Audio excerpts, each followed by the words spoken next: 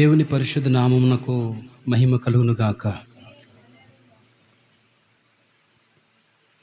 పరిశుద్ధ గ్రంథం బైబిల్ నుంచి సామెతల గ్రంథము 10వ అధ్యాయము 11వ వచనము చదువుకుందాం.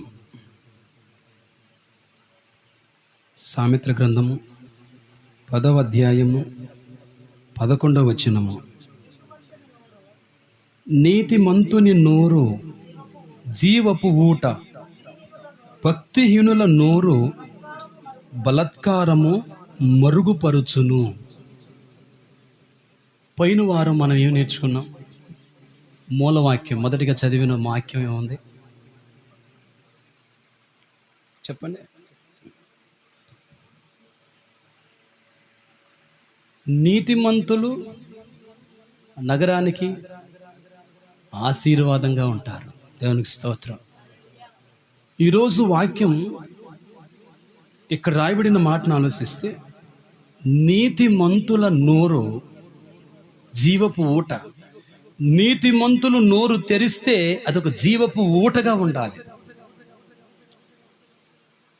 ఊట లేకుండా, సెలయేరు లేకుండా ఎండిపోయినట్టుగా ఉన్నది ఒక స్త్రీ యొక్క కడుపు.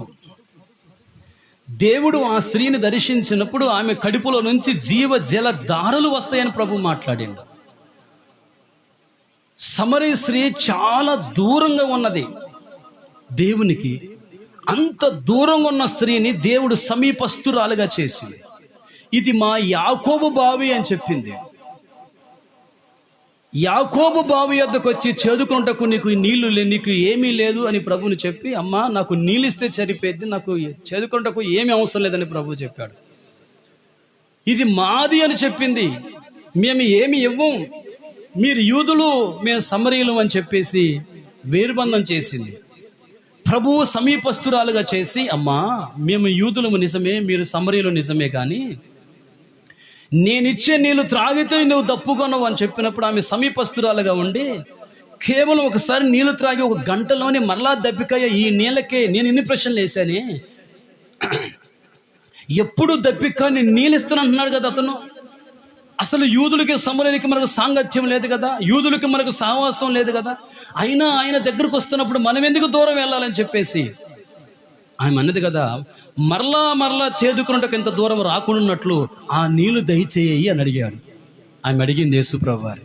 అప్పుడు ప్రభువు చెప్పిండు, అమ్మ నీకు 5 పెనుముట్లు ఉన్నారు కదా అంటే, అవునయ్యా. ఇప్పుడు ఉన్నవాడు నీవాడు కాదు కదా అంటే, నిజమేనయ్యా అని చెప్పింది. గమనించండి.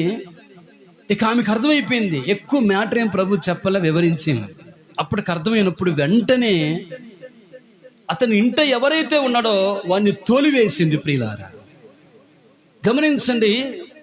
నేటి దినాల్లో చాలా మందిని ఒక కుండను ఒక చెరువులో ముంచినప్పుడు అది బుడబుడవని నీళ్ళ చేత నింపబడి ఎలా విడిచిపెడితే అడుక్కి ఎలా మునిగిపోతుందో, చాలా మంది వారి భక్తి జీవితంలో రకరకాలైన వాటి చేత అడుగునకు మునిగిపోయి కూర్చుంటున్నారు. మనకు కావాల్సింది ఒక్కళ్ళు ఎవరంటే నీతిమంతులు కావాలి. నీతిమంతులు పాడైపోయినప్పుడు, నీతిమంతులు లేకపోతే పునాదులు పాడైపోతాయి అట. ప్రియులారా నగరికి ఆశీర్వాదంగా ఉంటారు నీతిమంతులు. ఈరోజు నీతిమంతుల యొక్క మాట, నోరు ఎలా ఉంటుందంటే జీవపు ఓటగా ఉంటుంది అట. ప్రియులారా దేవునికి స్తోత్రం. జీవజలం ఊట ఎలా ఉంటుంది? ఎప్పుడు నువ్వు ఉబుకుచుండు నీటి ఓట అని బైబిల్ ఉంది. అది ఎప్పుడు ఉబుకుచునే ఉంటుంది. అంటే అనేకులకు ఆశీర్వాదకరంగా, ఉపయోగకరంగా ఉంటుంది ప్రియులారా. ఒకటి. రెండవది, జీవజలం ఊట అంటే న్యాయవంతులు, నీతిమంతులు. నీతిమంతులు ఎలా ఉంటారంటే ఇతరులకు ఈ భూమి మీద ఇతరులకు సన్మార్గాన్ని నేర్పిస్తారు. దేవునికి స్తోత్రం. నీతిమంతులు ఇతరులకు సన్మార్గాన్ని నేర్పించాలి. నీతిమంతులు ఈ భూమి మీద ఉన్న సన్మార్గాన్ని అవలంబించటానికి గురించి వారు నేర్పుతారు. ఒకటి. రెండవది, అదే విధముగా దేవునితోని దేవుని రాజ్యములో దేవునితో ఉండేటట్టుగా నీతిమంతులు మార్గదర్శకులుగా ఉంటారు. అర్థమైందండి? అర్థమైపోయిందండి ప్రియులారా? ఒక దినాన కల్చర్ ఎలా ఉన్నది, ఒక దినాన పరిస్థితులు ఎలా ఉన్నవి, ఒక దినాన సంతోషం ఎలా ఉంది, ఈరోజు సంతోషం ఎలా ఉన్నది. ఒకరోజు సంతోషం కొరకు రోజుల తరబడి ఎదురు చూసినాం, ఈరోజు సంతోషానికి అవధులే లేవు ప్రియులారా.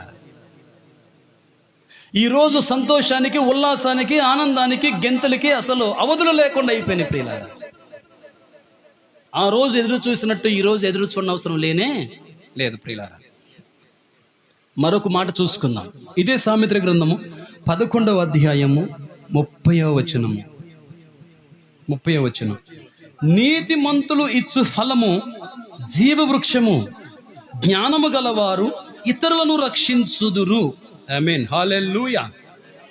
నీతిమంతులు ఇచ్చు ఫలము జీవవృక్షము. జీవవృక్షములు ఏడండి చెప్పండి. జీవవృక్ష ఫలములు ఏడండి చెప్పండి. జీవవృక్ష ఫలములు ఏడండి అవి? ఏదైనా తోటలో దేవుడు అవ్వను ఆదామును త్రోసివేసే సమయంలో ఈ చెట్టు కనపడింది. ఒకవేళ ఆదాము చేయి చాచి ఆ ఫలములు తిని నిరంతరము జీవిస్తాడేమో అని దేవుడు భయపడి అక్కడ ఖడ్గమృగములను ఏదైనా తోటకు చుట్టుగా కాపలా వేసి ఆదామును ఏదైనా తోట నుంచి బయటికి పంపిస్తాడు దేవుడు. చూసారండి, ఒక చెట్టుకున్న ఫలానికి దేవుడు ఎంత అధికారం ఇచ్చాడు. అది తింటే జీవం కలిగిద్ది, అది తింటే మనిషి బ్రతుకుతాడు, మనిషి ఓదార్పు, మనిషి ఊరడించబడతాడు, మనిషికి ఆదరణ కలిగిద్ది. ఒక మనిషి నీ ఎద్దుకు వచ్చినప్పుడు ఆదరణ కలగాలి, ఆదరించే మాటలు మాట్లాడాలి, జీవపు ఓట ఉండాలి నీ నోట్లో. నీవు నీతిమంతుడైనప్పుడు జీవ వృక్ష ఫలము రావాలి నీ నోట్లోంచి. మరణం అంత బలమైనది, ప్రేమే బలవంతమైనది. ప్రేమకు మించింది ఏదీ లేదు ప్రియులారా. నీతిమంతులు ఎలా ఉండాలంటే జీవపు ఊట వలె ఉండాలి. ఎప్పుడు నువ్వు ఉబ్బుకుచుంటూ ఊట వలె ఉండాలి. ఒకటి. రెండో మాట జ్ఞానము గలవారు ఇతరులను, చెప్పండి, జ్ఞానము కలిగిన వారు ఇతరులను రక్షించును. ఎవరి జ్ఞానం గలవారు చెప్పండి? ఎవరి జ్ఞానం గలవారు? జ్ఞానం ఉన్నవాడు అంటే తెలివితేటలున్నవాడు. జ్ఞానం ఉన్నవాడు అంటే చెప్పండి, తెలివితేటలున్నవాడు. తెలివితేటలున్న వ్యక్తి ఆయన తెలివిని ఎలా కనుగొనగలం? మనము ఆయన తెలివిని మనం ఎలా చూడగలం? చెప్పండి. ఒక స్త్రీ సుందరంగా ఉందనుకోండి, మనకి ఎలా తెలిసిద్ది? అలా చెంగులు పట్టుకొని ఆ రోడ్డు మీదకి ఎక్కి అలా క్యాట్ వాక్ చేసుకుంటూ వెళ్తుంటే అసలు ఆమె అందమేందో మనకు అర్థమైంది. అసలు ఏం కాకుండా ఊరికనే తయారైపోయి గదిలో కూర్చుంటే అర్థమైద్దండి. ఏమంటే పెళ్లి కుమార్తె వస్తుంది అన్నప్పుడు క్రైస్తవ సాంప్రదాయం ప్రకారం అందరు లేచి నిలబడి పరిశుద్ధను ఏదో ఒక పాట, క్రైస్తవ పాట పాడుతున్నప్పుడు పెళ్లి పాట చక్కగా ఆమె నెత్తిన కొంగేసుకుని కదండి, ఇద్దరు చేత పట్టబడి అటువైపు నుంచి స్టేజ్ ముందుకి చక్కగా అలంకరణ చేత వస్తూ ఉంటుంది ప్రియులారా. ఆమె అలంకరణ మనం చూడొచ్చు, ఆమె అందమును మనం చూడొచ్చు. మరి జ్ఞానమును ఎలా చూడాలి? మాటల్లోని, ఆమేన్, దేవునికి స్తోత్రం, పనుల్లోని. రెండు ముఖ్యమే. జ్ఞానమున్నవాడు ఒకటి, రెండవది తెలివితేటలు ఉన్నవాడు. ఈ రెండు కాదు, ఈ రెండు కాదు, ఈ రెండు ఒక్కటే. చూడండి, వీరు ఎలా ఉన్నారు అని ఆలోచిస్తున్నారా? వీరు ఎవరంటే అనేకును న్యాయవంతులుగా చేసి, దేవునికి స్తోత్రం, అనేకులుగా అంటే మనం ఇతరులను న్యాయవంతులుగా చేసినప్పుడు మనలో ఉన్న జ్ఞానము ఈ విధానంగా బయటపడుతుంది.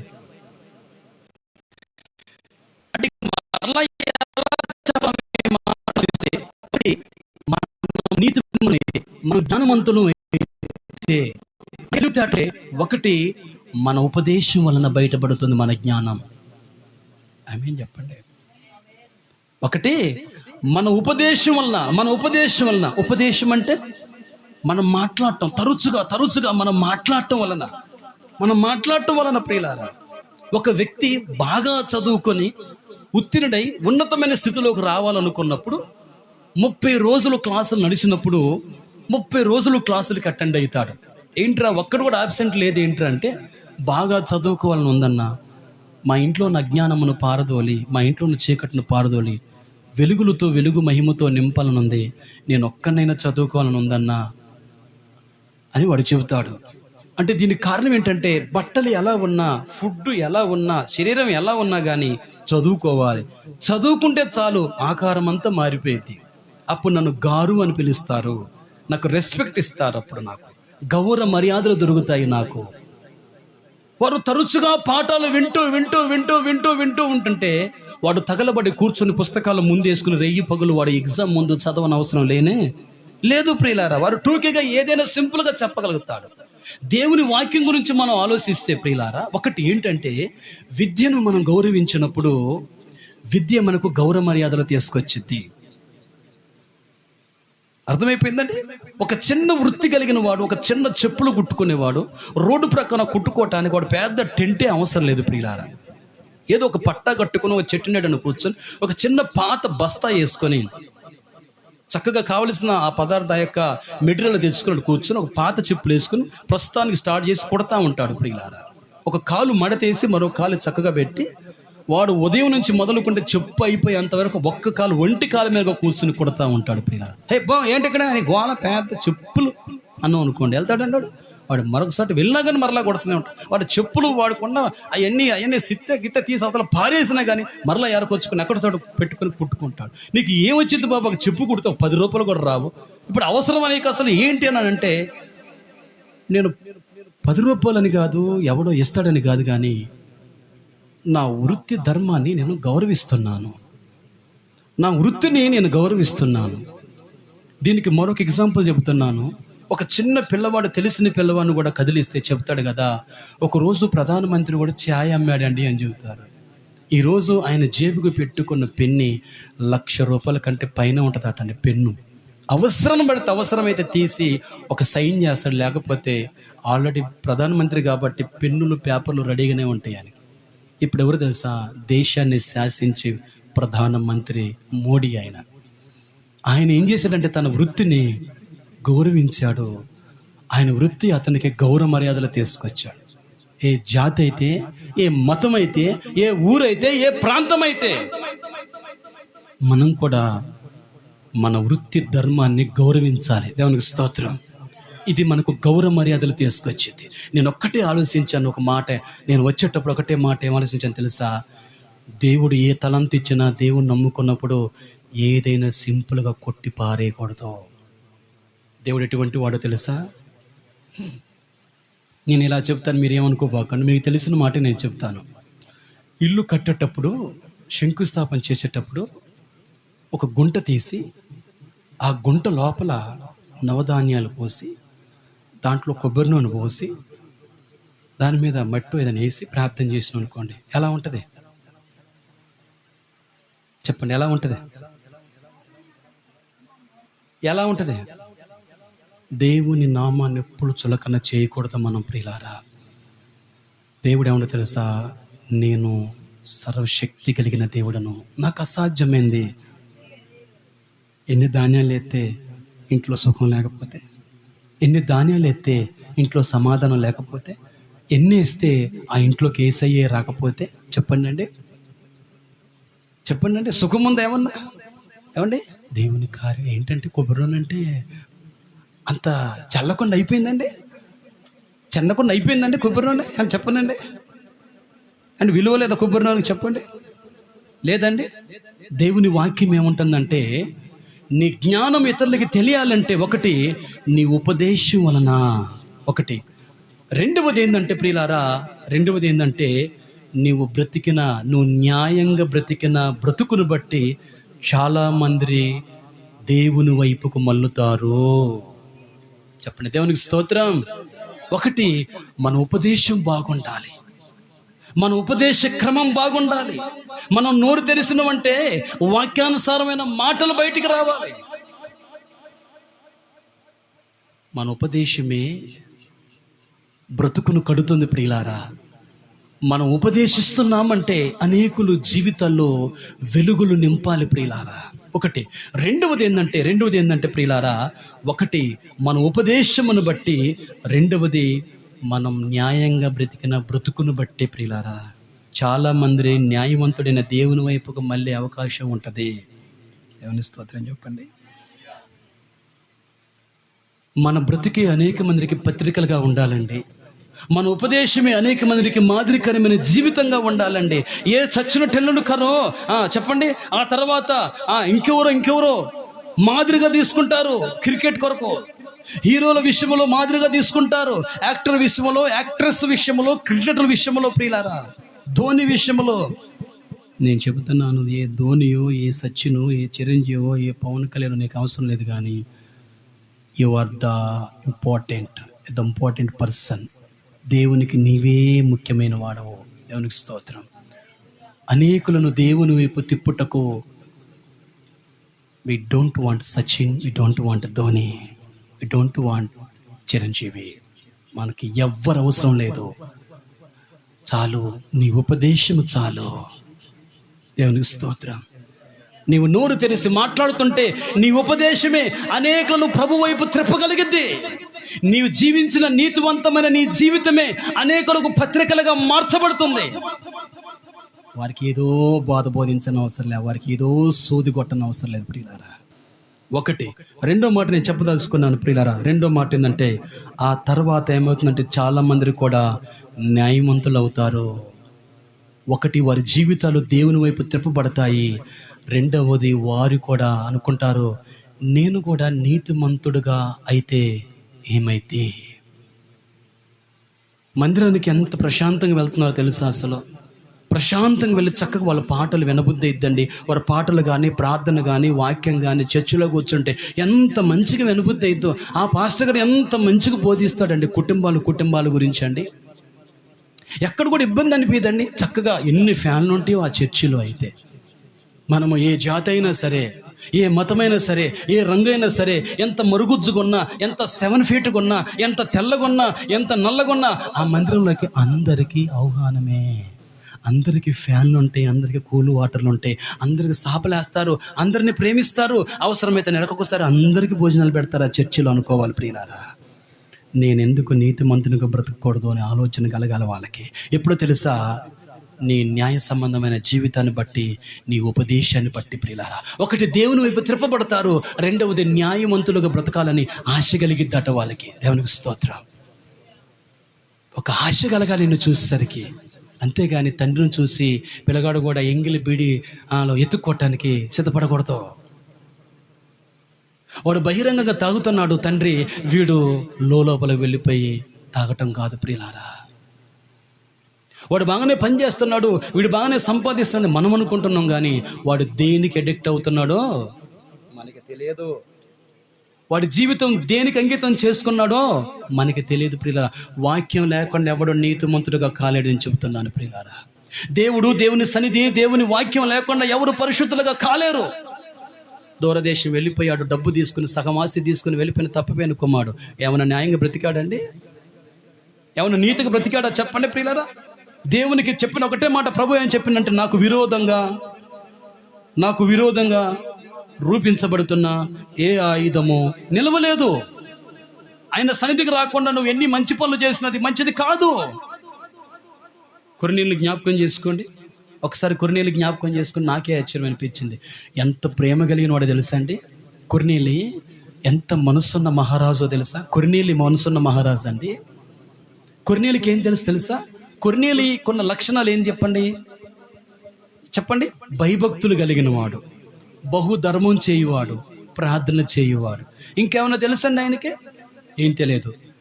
ప్రభుదూత స్వప్నమంది అతనితో మాట్లాడి, కొర్నేలి, సముద్ర తీరమన చర్మకారుని యొంట సీమోను అనే ఒక దైవజనుడు దిగి ఉన్నాడు. నీతో ఉన్న మంచి వారిని పంపించి అతన్ని పిలిపించుకో. దైవజనుడు వస్తున్న సంగతి కొర్నేలికి తెలిసి ఏం చేసింది చెప్పండి?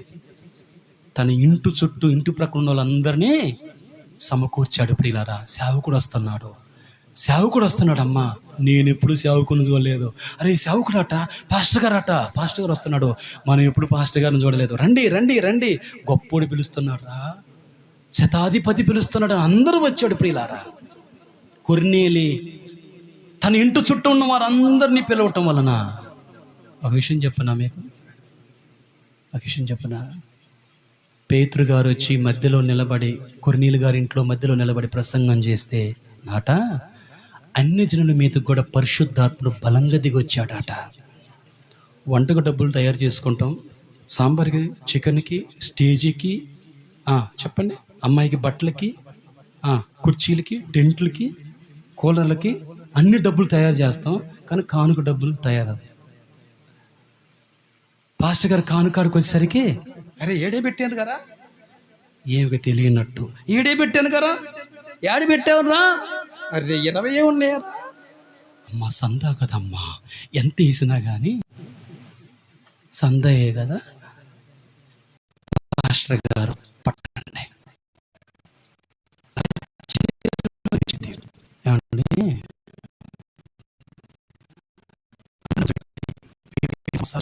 తయారు చేసి స్టేజ్ పెట్టండి. అయ్యారు మా ఊరు తల్లి మర్చిపోయిందట, బంగారు షాప్ పోయి కొనకత్తానండి అంటే, నీ మొహం ఎట్టుంది అన్నాడు అయ్యగారు. ఆగుతాడండి, చెప్పండి అండి, ఆగుతాడండి అండి, ఆగుతాడండి? వారి ఉపదేశం వల్ల, వారి న్యాయంగా బతికిన విధానం వల్ల చాలా మంది న్యాయవంతుడైన దేవుని వైపుకు మల్లుతారు. దేవునికి స్తోత్రం. నీ జీవితమే మాదిరిగా ఉండాలి. ఒకటి. రెండవది ఏంటంటే, నీవు జీవించిన న్యాయబద్ధ నీ బ్రతుకును బట్టి అనేకులు ప్రభు వైపు త్రిప్పబడాలి. ఒకటి. రెండంటే, వారు కష్టపడాలి. నేను న్యాయబద్ధ జీవితం ఏముంటుందండి, అన్యాయం ఉంటుంది, న్యాయం ఉంటుంది, నీతి లేనప్పుడు అవిని ఉంటుంది, విచ్చలవిడితనమే ఉంటుంది. విచ్చలవిడితనం ఎంత ప్రమాదకరంగా ఉంటుంది ఆలోచించండి ప్రియులారా. 2 విషయాలు చెప్పాను ప్రియులారా. ఇలాంటి వివేకవంతమైన న్యాయవంతమైన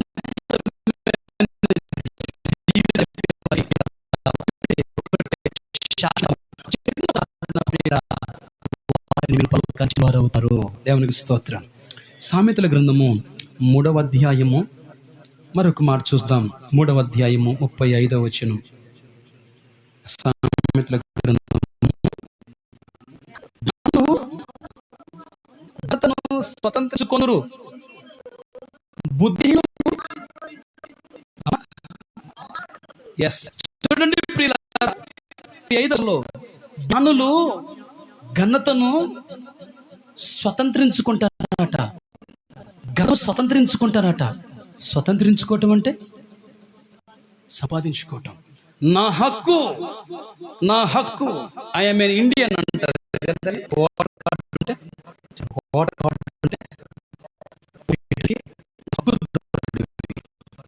కాలేజీలో ఒక సీట్ వచ్చిందనుకో, కాలేజీలో చదువుకోవటానికి నీవు హక్కుదారుడివి.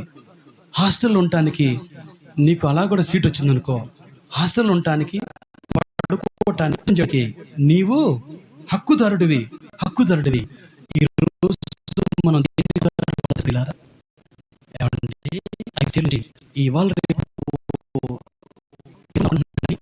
కనీసం 3 స్టేర్లు కడుతున్నారండి. 3 స్టేర్లు కంచి 5 స్టేర్ల బిల్డింగులు. యువతలకు వెళ్తే అవతల గాలి అవతలకు రాదు ప్రియులారా. బిల్డింగ్లు కడుతున్నారు. ఏమండి, అవసరమే తప్పు చేసైనా బంగారాలు తెచ్చుతున్నారు, మనవలుగా పెడుతున్నారు ప్రియులారా. అన్నీ సంపాదిస్తున్నారు కానీ ఘనతను సంపాదించట్లేదు ప్రియులారా. ఘనత మన సొంతం పోవాలి. దేవునికి స్తోత్రం. ఘనత మనం సొంతం అయిపోవాలి. దాన్ని మనం స్వతంత్రించుకోవాలి. ఘనతను ఎవరు స్వతంత్రించుకుంటారంటే, జ్ఞానులు ఘనతను స్వతంత్రించుకుంటారట.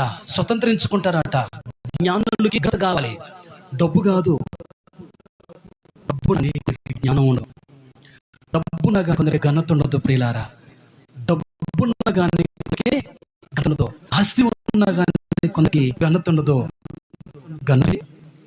చెప్పండి, ఘనత అంటే మంచి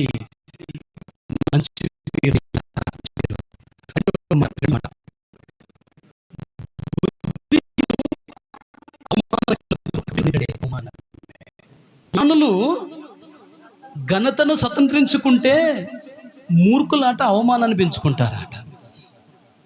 మూర్ఖులు అవమానాన్ని పెంచుకొని గుట్టలు గుట్టలు గుట్టలు గుట్టలు అయిద్దట ప్రియులారా. ఏమైనా ఉపయోగం ఉందండి? అవమానమే వారు గొప్పగా భావించుకుంటారు భావించుకుంటారా.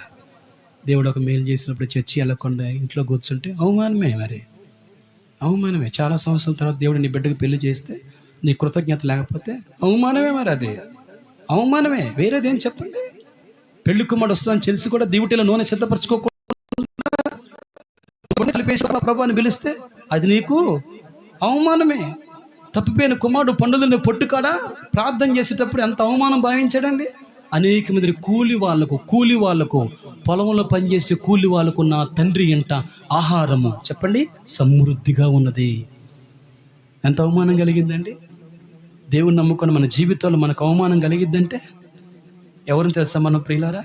ఎవరు మనము? బుద్ధిహీనులు, మూర్ఖులం ప్రియులారా. యాకోబు రాసిన పత్రిక 5వ అధ్యాయం 20వ వచనం. యాకోబు రాసిన పత్రిక 5వ అధ్యాయము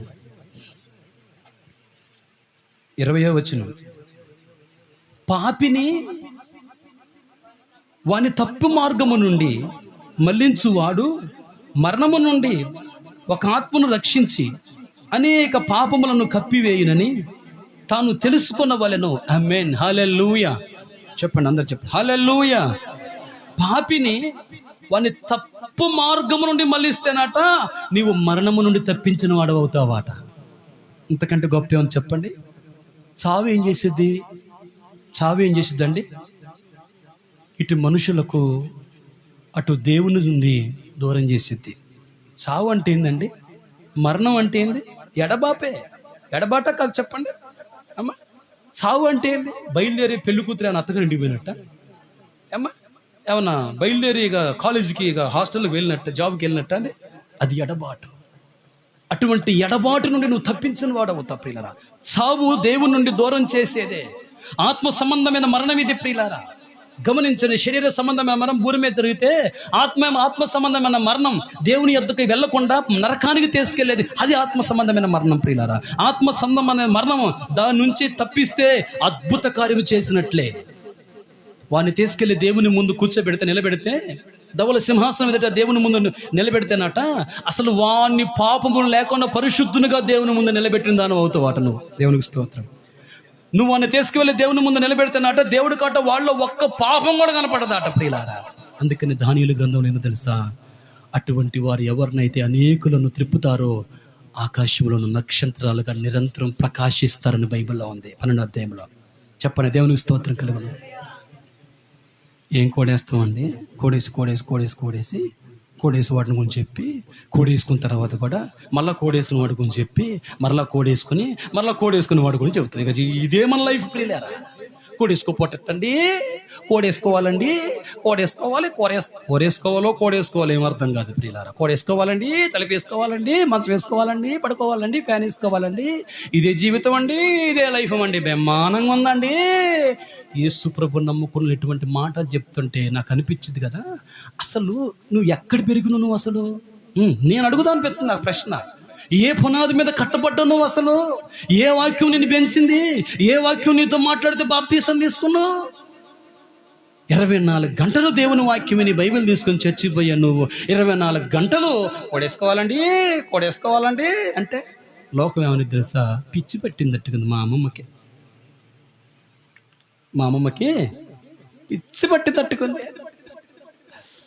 ఎవరైనా ఒకళ్ళు వస్తే డబ్బు లేకపోతే అండి, డబ్బు లేకపోతే ఎవరు లెక్క చేయరంటే కథ పాపం ఈడ గుండె అవుట్ అయింది. నాకు డబ్బు లేదు మరి నా పరిస్థితి ఏంటి? నన్ను ఎవరు లెక్క చేయరుగా. భలేగో వదులుతారండి మాటల జనాల నిజంగా ఎట్టొస్తాయో. మరి నీ దగ్గర 2 కోట్లు ఉంటే 1 కోటి రాదు మరి నాకు. నీ ఉపదేశము అనేక మందిని ప్రభు వైపు తిప్పేటట్టుగా ఉండాలి. దేవుని స్తోత్రం. అది జ్ఞానవంతుని జ్ఞానము బయట పెట్టే విధానాల్లో ఇదొకటే. ఒకటి, నువ్వు ప్రభు వైపు తిప్పుతున్నావు. రెండవది, వానికి ఆలోచన కలిగిద్ది కదా, వై షుడ్ నాట్ నేను ఎందుకు జ్ఞానవంతురాలుగా జీవించకూడదు? ఇది జరుపుదా? ఇది సరిపోదా? అసలు నువ్వు నీతిమంతురాలుగానే అవుతున్నావు. ఆపదొచ్చినప్పుడు ఆస్తి అక్కడికి రాదు, వాని నీతి వాన్ని కాపాడిద్దాట. జ్ఞానం ఉంటే చాలు, డబ్బు ఎవడికి కావాలి? కరోనా చంద్రపోయారు, మనం బాలేదే మరి? చెప్పండి అండి, ఏమండి చెప్పండి. బైబిలే చెప్పింది కదా. ఏమని చెప్పిందండి? వాడు చెన్నై నుంచి కరోనా తీసుకొని ఇండియాకి వచ్చి, ఇండియా నుంచి ఖమ్మానికి రాక మునిపే మనం తలుపులు వేసుకున్నాం. అప్పుడే మనం హ్యాండ్ వాష్ చేస్తున్నాం. అప్పుడే ముఖానికి మూతికి అసలు ఎవరు పెడతారు మాస్క్? ఆపరేషన్ చేసేవాళ్ళు అసలు ఎవరు పెడతారు చెప్పండి? ఆపరేషన్ చేసే వాటిలో ఉన్నవాళ్ళు మాస్కులు పెడతారు. అంతే తమ్ముడా, మనం పెడతామా? ప్రతి ఒక్కరికి వచ్చింది ఇప్పుడు మాస్క్ పెట్టుకోవడం చేతగా కొంతమంది కండా తీసుకొచ్చి గట్టిగా ముడేస్తున్నారు, ఇదే మాస్క్ అని. ఒక ఆయన ఏం చేసిందంటే, ఒక ఆకుకి 2 రంధ్రాలు చేసి ఆ ఆకు ముఖాన్ని పెట్టి కట్టిండు తాడు. ఏదైతే వాడు బ్రతికిండు, మాస్క్ పెట్టుకున్నాడు బ్రతికిండు. ప్రియులారా గమనించండి ప్రియులారా, చావు అనేది దేవుని నుండి దూరం చేసేది. ఆత్మ సంబంధమైన మరణం, దాని నుంచి తప్పిస్తే అద్భుత కార్యం చేసినట్టే ప్రియులారా. ఇది జరిగినప్పుడు రక్షించబడిన పాపాత్ముడి పాపాలు శాశ్వతంగా దేవుని కనుదృష్టి నుంచి తొలగించబడతాయి. నీకెంత ఆస్తి ఉందని ప్రభువు చూడ్డో, నీ బిడ్డ పెళ్లి చేసిన లేదని ప్రభువు చూడ్డో. ఒకటి ఏంటంటే, ఆ వ్యక్తి దేవుని ఎదుట నిలబడేసరికి వాడిని పరిశుద్ధురాలుగాను చేయాలి. దేవునికి స్తోత్రం. వాడిని పరిపూర్ణగాను చేయాలంతే. సంఘాన్ని దేవుడు ఏం చేశాడు చెప్పండి? ఎఫెసీయులకు రాసిన పత్రికలో 5వ అధ్యాయంలో ఉంటుంది కదా. చూడండి అన్నమాట ఒకసారి. ఎఫెసీయులకు రాసిన పత్రిక 5వ అధ్యాయం 27వ వచనం చివరి మాట. ఆయన తన ఎదుట దాన్ని నిలబెట్టుకొనవలనని వాక్యముతో ఉదక స్థానము చేత దానిని పవిత్రపరిచి పరిశుద్ధపరచుటకై దాని కొరకు తన్ను తాను ఆయన తన ఎదుట దాన్ని నిలబెట్టుకొనవలనని అంటే దాని అర్థం ఏంది? ఆ యేసుక్రీస్తు ప్రభువారి ఎదుటనే ఒక రోజున ఈ సంఘం నిలబడాలి. కాబట్టి నిలబడే దానికంటే ముందుగా యేసుక్రీస్తు ప్రభువారే తను అప్పగించుకున్నాడట. కలంకమైనను ముడతైనను మచ్చదైన అటుది ఏదీ లేకుండా చేయాలని. ఇప్పుడు మనకొచ్చింది బాధ్యత, మనం కూడా ఆ పని చేయాలి. మనం కూడా సిలువే పడ్డాం, మనం కూడా మన సిలువను మోస్తూ ఉన్నాం. కాబట్టి ప్రియులారా, వారి తప్పిదము నుంచి మనం మళ్లించాలి. దేవునికి స్తోత్రం. వారి తప్పిదము నుంచి మనం మళ్లించాలి ప్రియులారా. ఇది జరిగినప్పుడు రక్షించబడిన పాపాత్ముడి పాపాలు శాశ్వతంగా దేవుని కనుదృష్టి నుంచి తొలగించబడతాయి ప్రియులారా. పాపిని వాని తప్పు మార్గము నుండి మళ్లించువాడు మరణము నుండి ఒక ఆత్మను రక్షించి అనేక పాపములను కప్పివేయునని తాను తెలుసుకొనవలెను. పాపిని వాని తప్పు మార్గం నుండి మళ్లించువాడు వాడు కావాలి మనకి ప్రియులారా. దేవునికి స్తోత్రం. కొంతమంది తాతా అంట, ఏం మనోడా మర్చిపోయావే అని తాగి పారేసిన చొట్లు అందించే వాళ్ళు ఉంటారు, కళ్ళు చేస సార్లు అందించే వాళ్ళు ఉంటారు, బేడులు అందించే వాళ్ళు ఉంటారు, రకరకాల ప్రదేశాలకు తీసిపోయే వాళ్ళు ఉంటారు. దేవుని వాక్యం అంటుంది, ఏమని మాట్లాడుతుందంటే, దేవుని వాక్యం ప్రియులారా, జ్ఞానవంతుడు తెలివి ఉన్నవాడు ప్రియులారా, వీరు ఎలా ఉంటారంటే, వీరెవరంటే అనేకులను న్యాయవంతులుగా చేసేవారే. దేవునికి స్తోత్రం. నీవు నీతిమంతునిగా చేయి. నేను చెప్తాను ఒక పాపి ఒక వ్యక్తిని పరిశుద్ధులుగా చేయగలుగుతాడా? ఏమండి చెప్పండి అండి. ఒక దుర్మార్గుడు ఒక వ్యక్తిని నీతిమంతులుగా చేయగలుగుతాడా? చెప్పండి. నువ్వు చదివేదే ఆ బడే, ఇంకో బల్లో పాటలాట చెబుతావా? నువ్వు ఏ బల్లో చదువుతున్నావో ఏ మాటలు వస్తాయి. చక్కగా సాయంత్రం పూట తయారైపోయి ఎక్కడో చోట గోడ మీద కూర్చొని ఫోన్లు చేసుకుంటే రండి అంటే భలే వస్తారండి. వాళ్ళు గుంపే వేరే ఉంటుంది. వినబడదామా వనార్థమా ఏమడదామా అనార్థమా ఎలచరల పైసలు దొరుకుతాయి, ఆడ పేకాడ దొరికిద్దని. ఇటువంటి వాడు మళ్ళీ వచ్చేసి నీతి కప్పుర్లు చెబుతూ ఉంటాడు ప్రియులారా. వాని నీతి వాని రక్షించలేదు. అది మురికి గుడ్డ లాంటి నీతి ప్రియులారా. బైబిల్ అంటున్న మాట ఏంటంటే, న్యాయవంతులు చేసేవారు పని ఇది ఏంటంటే, వీరెవరంటే అనేకులను న్యాయవంతులుగా చేసేదే. దేవునికి స్తోత్రం కలుగునుగాక. నిజమైన జ్ఞానం బయటపడే విధానాలు ఇదొకటి ప్రియులారా. వారి ఉపదేశాల వల్ల, వారి న్యాయంగా బ్రతికిన విధానం వల్ల చాలామంది న్యాయవంతుడైన దేవుని వైపుకు మల్లుతారు. దీన్ని బట్టి మనం ఏం తీసుకోవచ్చు?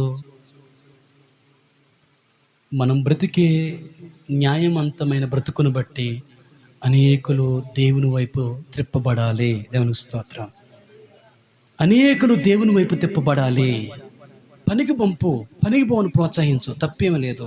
సంపాదించుకో అని చెప్పు, తప్పేమీ లేదు. పరుగులు తీరా అని చెప్పు, ఈ బిజినెస్లో చేరా, ఆ బిజినెస్లో చేరా, ఈ సెక్యూరిటీ గార్డుగా ఉండరా అని చెప్పు, తప్పేమీ లేదు. కానీ నిన్ను బట్టి వాడు ప్రభు వైపు తిప్పబడాలి. నీ జ్ఞానమును బట్టి, నీ నీతిని బట్టి వాడు నీతిమంతునుగా మార్చబడాలి. దేవునికి స్తోత్రం కలుగును గాక. మన జీవితాలే ఒక పత్రికలుగా మార్చబడాలండి. నేను చెప్పాను పోయిన వారం ఒక మాట ఏమని చెప్పానంటే, ఎవడైనా దీపమును వెలిగించి కొంచెం కిందైనను మంచం కిందైనను పెట్టడు కానీ అనేకులకు వెలుగునిచ్చుటకు దీపస్తంభం మీద పెడతాడు. మీ సత్క్రియలను బట్టి అనేకులు దేవుని మహిమపరచునట్లుగా వారి ఎదుటగా కనపరచండి.